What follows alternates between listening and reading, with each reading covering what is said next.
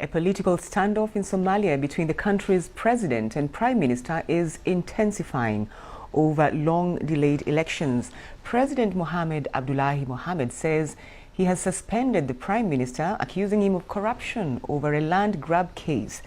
The Prime Minister Mohamed Hussein Roble says the president is attempting an informal coup and sabotaging the half-concluded elections. Our senior reporter Bella Shego has sent this report from Mogadishu. The power struggle between the two leaders took a new turn today when early this morning vehicles from the presidential palace blocked roads close to the Prime Minister's residence, forcing the Prime Minister to get to his office on foot. Mr. Roble then accused the president of sabotaging the elections. I would like to make it clear to the Somali people that the Somali federal government will be in charge during the transition period, and I therefore give order to all Somali national forces to work under the command of the Office of the Prime Minister from today.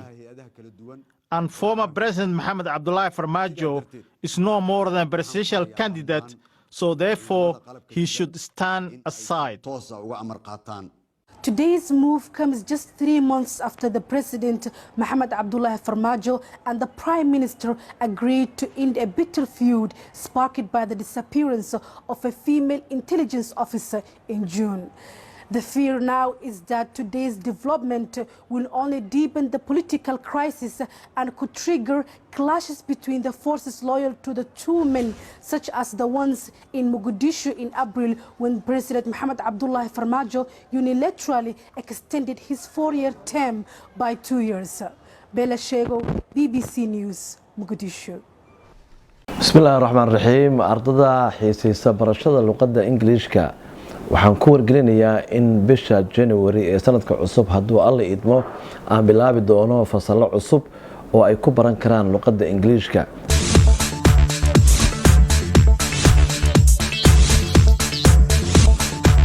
ugu dambeyn nagula soo biir koorsadan naga faa'iideyso wax naga baro.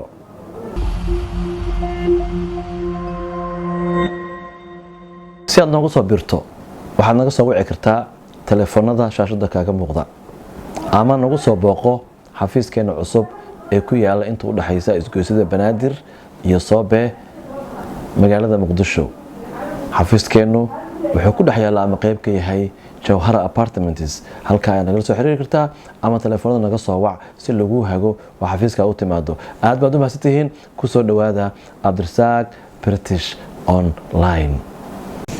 بسم الله الرحمن الرحيم. اسبوعا waxaan qaadanaynaa bal xaalad siyaasadeed ee ka jirta Soomaaliya. waxaan war ka soo turjumay BBC television war uu soo qaatay ayaan soo turjumayaa insha Allah. standoff waa ismarin waa erey kale ismarin waana way jiraan laakiin kan uu ugu waaweyn yahay. standoff ismarin waa laba qof markay ismarin waayaan standoff waay bidin u dhaxeeya Somali's president madaxweynaha Soomaaliya and prime minister iyo ra'iisul wasaaraha Soomaaliya intensifies ayaa si xoogaystay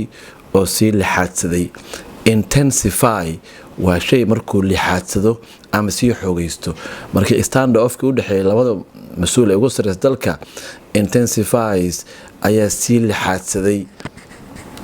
political standoff ismarin waa siyaasadeed in ka jira Soomaaliya bidin wuxuu u dhaxeeyaa the countries wadankaasi bay tir gabadha wariyaha ah president madaxweynihiisa and prime minister ee wasaaraha khilaafka siyaasadeed u dhaxeeya ayaa intensifying si xoogaysanaya oo si lixaadsanaya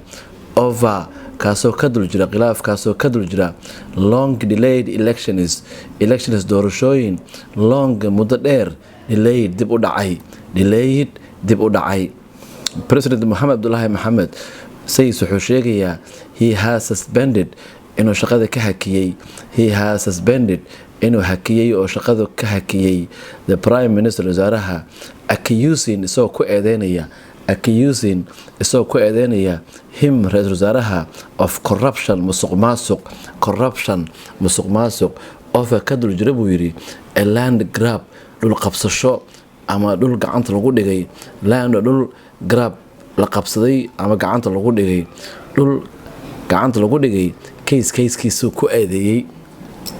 grab wax gacanta lagu dhigo oo la qaato waa land grab dhul qaadasho camal waa marka dhul la qaatay kayskiisa ayuu markaasi ku eedeeyay inuu halka musuqmaasuq ka sameeyay. The Prime Minister Ra'iisul Wasaaruhu isaguna Mohamed Hussein Roble wuxuu sheegayaa the president madaxweynuhu is attempting inuu isku dayayo an informal coup. Ereygan dambe coup waa inqilaab baada dambe laguma dhawaaqo isaga coup waa afgambi macnaha waxa la dhahaa afgambiga ama inqilaabka weeye coup waa inqilaab informalna waa waxaan caadi ahayn marka wuxuu ku eedeeyay Ra'iisul Wasaaruhu madaxweynuhu wuxuu ku eedeeyay inuu madaxweynaha isku dayay buu yiri is attempting wuxuu isku dayaa an informal coup inqilaab ereygan dambe waa afgambi coup waaye informal aan caadi ahayn sabotaging wuxuuna curyaaminayaa sabotage waa curyaamin sabotaging wuxuu curyaaminayaa sabotage daa maqasho waa curyaamin sabotaging wuxuuna curyaaminayaa the half kala bar concluded lasoo gabagabeeyey elections doorashooyinka buu yiri madaxweynaha sabotaging buu yiri wuxuu curyaaminayaa the half kala bar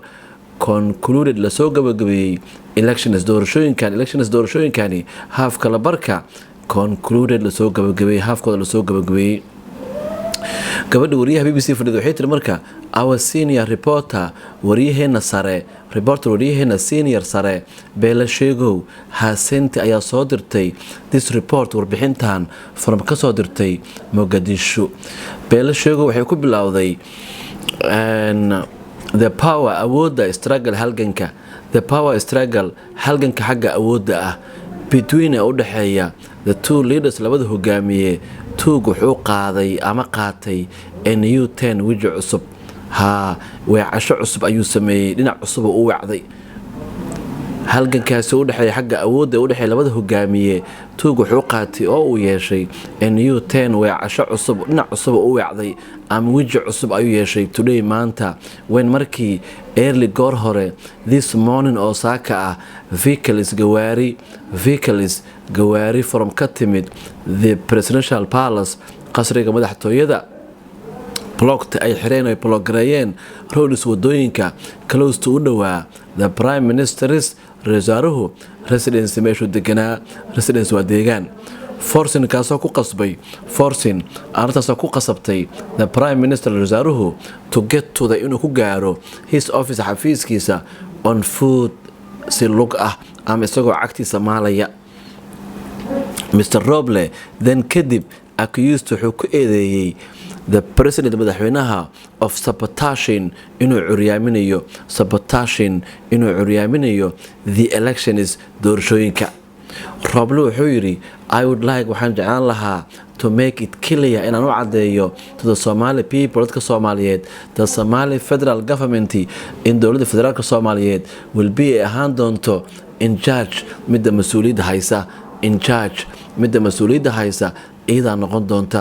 during inta lagu guda jiro the transition period xilligan kala guurka ah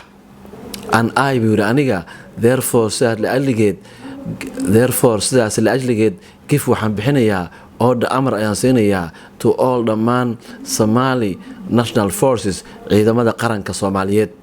to work inay ka shaqeeyaan anda ay ka hoos shaqeeyaan the command amarka of the office xafiiska of the prime minister ee Ra'iisul Wasaaraha from ka bilow today maanta and former president Ra'iisul Wasaaruhu wuxuu yiri the former president madaxweynihii horena Mohamed Abdullahi Farmaajo is no more ma aha wax ka badan dan marka loo fiiriyo buu yiri presidential candidate musharax madaxweyne wax ka badan ma ahan no more wax ka badan ma ahan dan marka loo fiiriyo presidential candidate musharax madaxweyne ereygan dambe candidate waa musharax presidential madaxweynenimo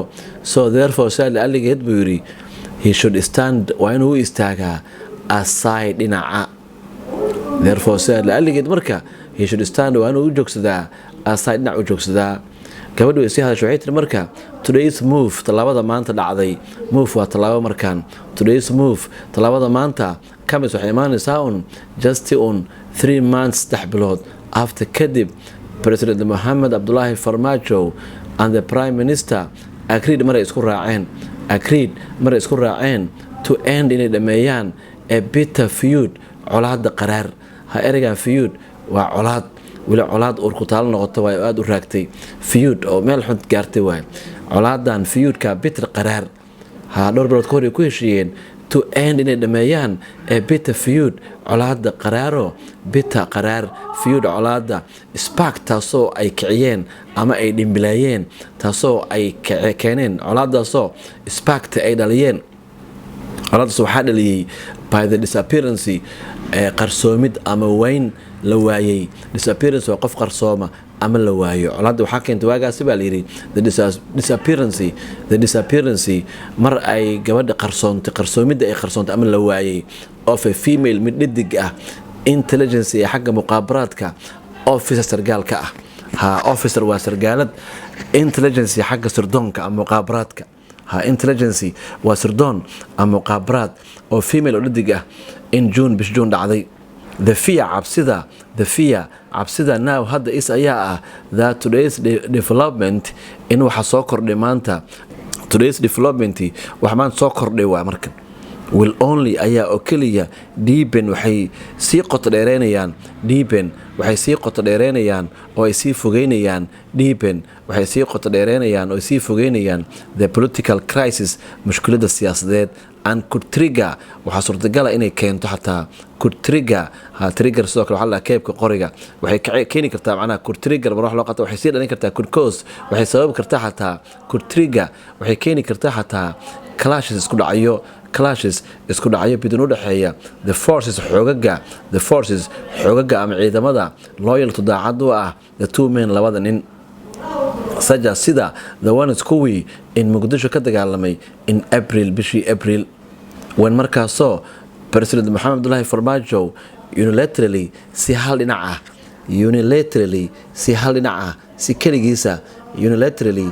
dhinaca extended oo ugu darsaday his 4-year 4 sano wuxuu ku darsaday term xilliga uu joogi lahaa 4 sano term xilligiisa xafiiska 4 sano ayuu ku darsaday by 2 years 2 sanadood marka waxaa warkaan soo dirtay Beela Sheegow BBC News Mogadishu mar dhowna waad daawan doontaan insha Allah